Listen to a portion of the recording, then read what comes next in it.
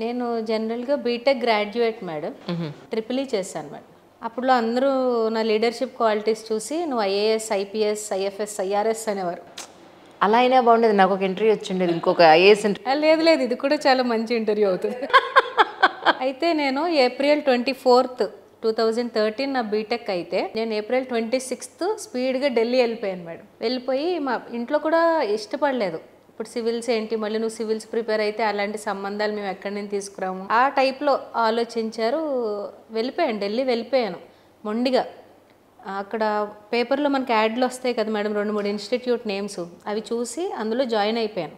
ఓహో, first అటెంప్ట్లో prelims mains cross అయిపోయాను madam. ఎందుకు ఈ 3 years బీటెక్ 4 years బీటెక్లో కూడా నేను కరెంట్ అఫైర్స్ ప్రిపేర్ అవ్వడం, అదర్ జనరల్ స్టడీస్ ప్రిపేర్ అవ్వడం, తర్వాత ఎప్పుడైతే ఫస్ట్ అటెంప్ట్ ఇంకా మళ్ళీ బ్యాక్ డ్రాప్ అయ్యానో సెకండ్ అటెంప్ట్ కూడా అలానే స్పీడ్గా చేసేసాను. అవునైతే ఇంటర్వ్యూలో పోయిందా? మెయిన్స్ కంప్లీట్ అయ్యింది, ఇంకా ఇంటర్వ్యూ అవ్వలేదు మేడం. ఓ, అయితే తర్వాత ఫినాన్షియల్ ప్రాబ్లమ్స్ ఎప్పుడూ ఉన్నాయి.